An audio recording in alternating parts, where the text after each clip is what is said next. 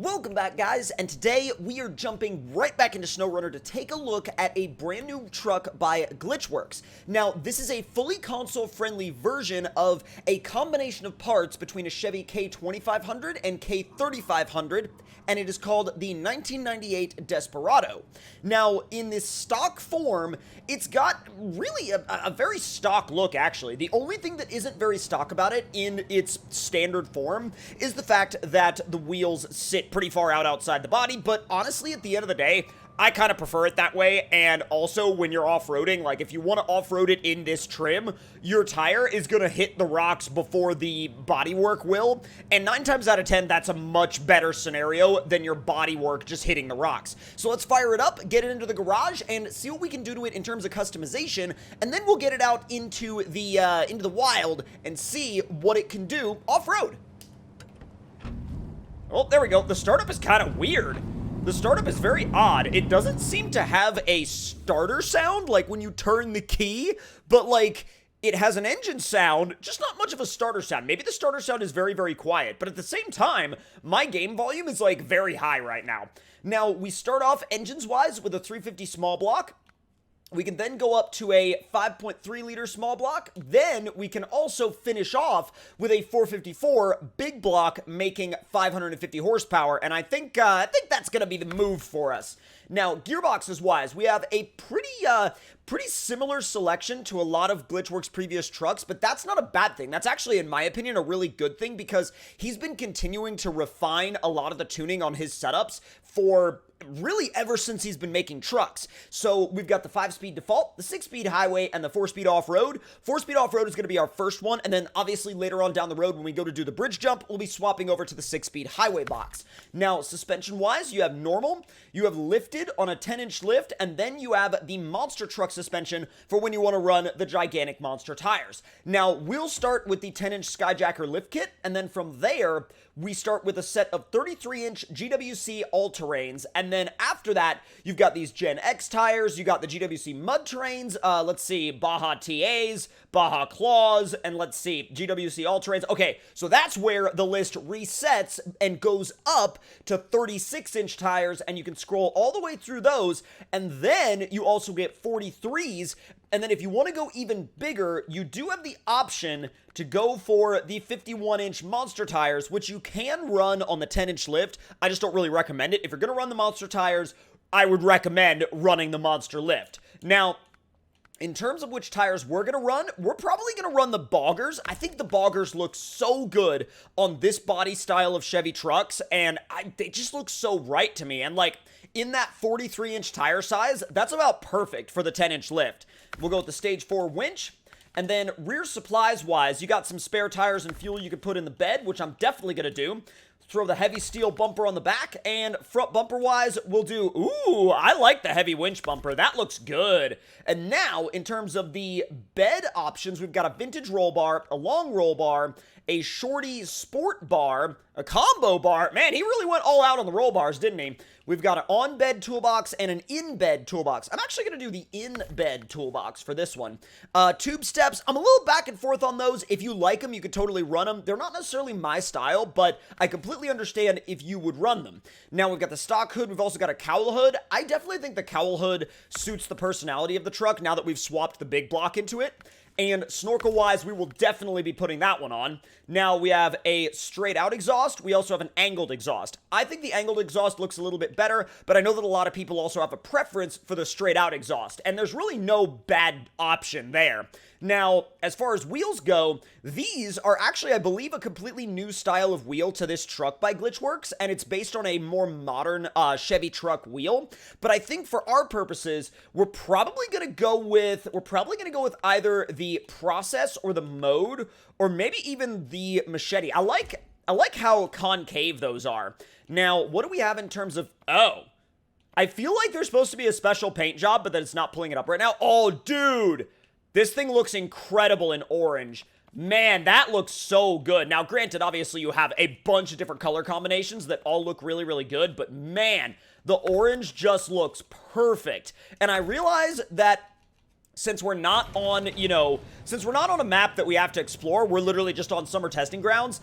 I was like, oh, I'll put the Bobbledar on the dash. And then I was like, wait a minute, I don't need the Bobbledar.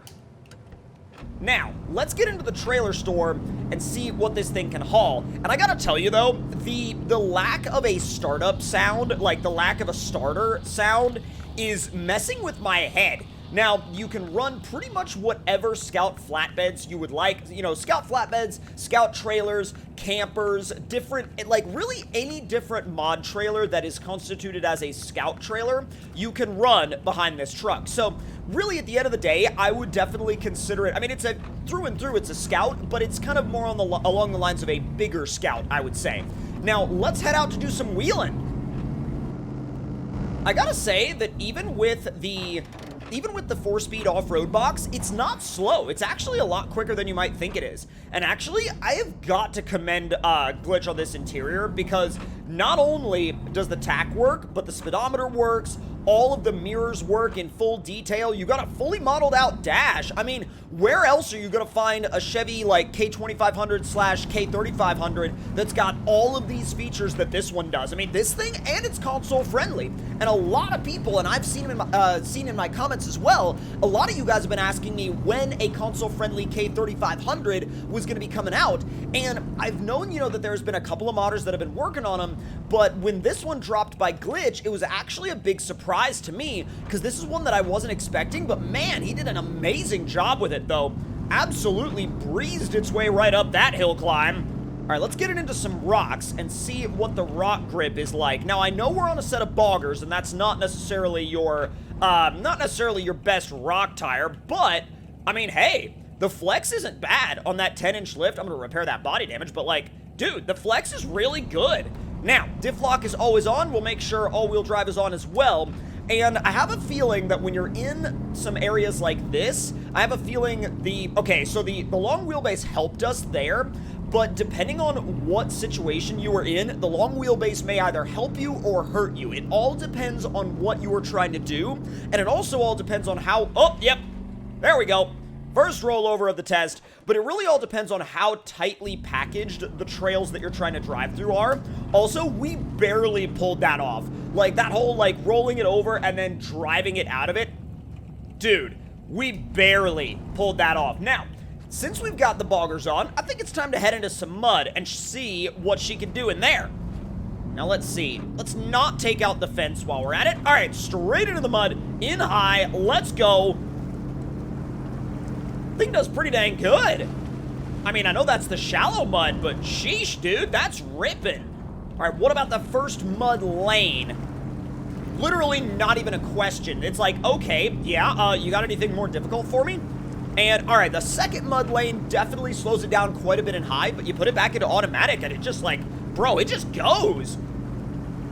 No issue at all with this thing. Absolutely just goes. I mean, obviously you're gonna slow down, but that's gonna happen with just about any truck that you throw into this level of mud, minus a couple of, you know, a couple of rigs by, like, Limes, for example. Those things have grip for days. So do some of Diesel's rigs. When you put them on the, like, over-the-top tires, holy smokes, they rip through, like, just about every level of mud. There's only a couple of levels of mud that I've seen stop one of Diesel Addict's trucks, and it takes a minute to get there.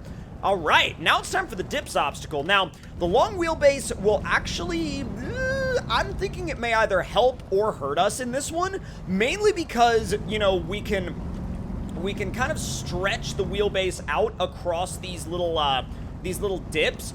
But here's the thing, if it gets high centered, it's oofed. It's over, it's done, and it's pure oofage, because yeah, you're not gonna be getting this thing out if you high center it. But so far, we've been okay. The 43-inch tires have been tall enough to save us from any high centering issues thus far. And actually, it doesn't really get caught up on the front bumper at all. Like, it scrapes it a little, but it's not, you know, so bad to the point where it's digging the front end into the ground. And, you know, when I say digging the front end into the ground, I'm like, I mean, some trucks will just bury that front bumper. They'll bury it, and they'll bury it bad. All right, so now we've got one more task for this truck to see what it can do with the off-road gearbox, and that is a back trail run. Now, the back trail run test is something I've started doing recently, where we take this trail, we put the truck in high, and we see how far it can go in high, and then, once it can't go any further in high, we obviously put it in either automatic or low and see if it can finish the rest of the trail. This thing is just ripping through, so I don't think it's going to have much of an issue, but it's not ripping through in a way that would be uncontrollable. It's not ripping through in a way that you would say, oh my god, the truck is going to like grip up and fire itself off towards the trees, and then it's going to wrap itself around one of them, and then I'm going to have endless amounts of body damage and not know what to do with myself. But, I mean, dude, that was really good. I mean, I never even took it out of high. I legit never took it out of high. Even through, well, come on, feather the throttle. Come on, wheel the steering, and boom. Wow. All right, mad props for this thing. This thing, oh my god. Dude, what this thing just did right there is, that's on a level that is, like, pretty freaking insane. All right, now, we're going on to the monster suspension, the monster tires, and the highway gearbox, because it is time for, y'all already know, the freaking bridge jump. Come on! How fast is it in high with the, oh god! With the highway transmission and the monster tires, it's very fast and high, because think about it. The monster tires are so tall that by the time you get going, those enormously tall tires are gonna multiply the ratio of speed at which you're traveling. It's insane. All right, come on. Here we go. Oh boy. Oh boy. Oh boy. Send it! Oh. So, apparently hitting the jump, and I repaired my suspension before I did that, but apparently hitting the jump completely demolished my suspension, and I mean like hitting the ramp, not even the landing, like the hitting the ramp. So, I mean, really the only thing that I think this thing might need is a little bit of extra suspension health, but other than that, bro, this truck is an absolute monster, and you definitely need to check it out, especially if you're a big fan of this generation of Chevy trucks. But that's gonna do it for this video, y'all, and if you enjoyed, make sure to let me know your thoughts and opinions in the comments below. Hit the like button if you enjoyed, subscribe if you're new. I will see you guys next time. Talk to y'all later.